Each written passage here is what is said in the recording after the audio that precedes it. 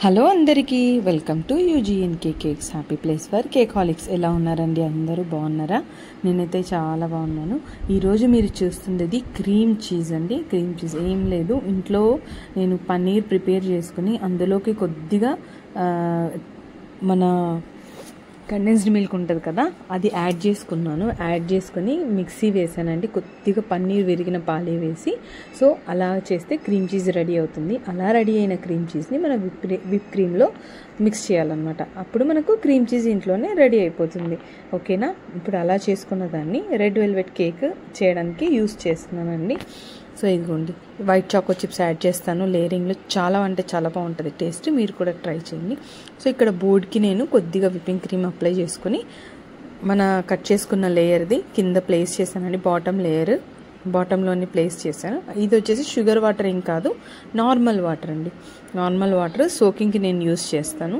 So చక్కెర అంతా వేయను. ఇన్ కేస్ మీకు కావాలంటే మీరు యాడ్ చేసుకోవచ్చు. కొద్దిగా చక్కెర ఎక్కువ కావాలి, కొద్దిగా స్వీట్నెస్ ఎక్కువ రావాలి అన్నప్పుడు ఇలా వేసి మనం ఇదిగోండి ఇలా చాకో చిప్స్ యాడ్ చేస్తే టేస్ట్ బాగుంటుంది. లేదు మీకు డైరెక్ట్గా బయట దొరుకుతుంది క్రీమ్ చీజ్ అన్నప్పుడు మీరు డిలెక్టా కంపెనీది బయట దొరుకుతుంది. సో మీరు అది తెచ్చైనా యూస్ చేసుకోవచ్చు. ఏదైనా సరే అండి, మీరు రెండు విధాలుగా చేయొచ్చు అనమాట.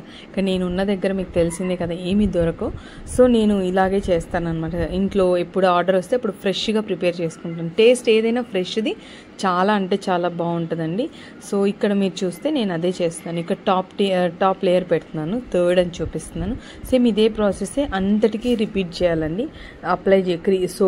సోక్ చేయడం, క్రీమ్ అప్లై చేయడము, దాని మీద క్రష్ కానీ ఏదైనా ఫిల్లింగ్ కానీ యూస్ చేయడం, దాని మీద మళ్ళీ ఇంకొక లేయర్ పెట్టేసి క్లోజ్ చేయడం అనమాట. సో ఇదే ప్రాసెస్ అన్ని లేయర్స్కి రిపీట్ అవుతుంది. సో చాక్లెట్ మామూలుగా వైట్ చాకో చిప్స్ వేస్తున్నాను కదా, ఇవి చాలా బాగుంటుందండి టేస్ట్. మీరు ట్రై చేయండి ఎప్పుడైనా ట్రై చేయకపోతే. సో ఇలా మనం మిడిల్ది కట్ చేసుకుంటాం కదా, అది పైన పెట్టేయాలన్నమాట.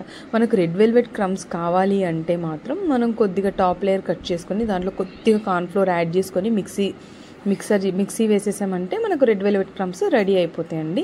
సో ఇక్కడ మీరు చూసారంటే నేను చూపిస్తున్నా ఇక్కడ ఫైనలైజింగ్ ఎలా చేస్తున్నాను అని. ఫైనలైజింగ్కి కూడా నేను అదే ఇది ఫైనలైజింగ్కి వచ్చేసి నేను నార్మల్ విప్పింగ్ క్రీమ్ యూస్ చేస్తున్నానండి. ఇందులోకి నేను యాడ్ చేసి నేను యూజ్ చేయలేదు. సో ఫిల్లింగ్ వరకే అది. సో ఇక్కడ మీరు చూస్తే క్రమ్స్ నేను ఎప్పుడు చేసి ఇలా బాక్స్లో స్టోర్ చేసి పెడతానండి. ఇలాంటిది ఫ్రిడ్జ్లో పెట్టుకోవాలి, బయట పెట్టకూడదు అనమాట. బయట పెడితే ఖరాబ్ అయిపోతాయి. సో మీకు అప్పటికప్పుడు కావాలన్నప్పుడు బేస్ ఎక్కువగా బేక్ చేసుకొని అయినా సేమ్ ఇలాగా మిక్సీ చేసుకోవచ్చు. ఇలా చేసుకున్న క్రమ్స్ సైడ్ అంతా కవర్ చేసేసి, సో డిజైన్ స్పెసిఫిక్గా ఏం చెప్పలేదు, జస్ట్ వాళ్ళు రెడ్ వెల్వెట్ లుక్ కావాలన్నారనమాట. సో అందుకని నేను ఇలా చేశాను.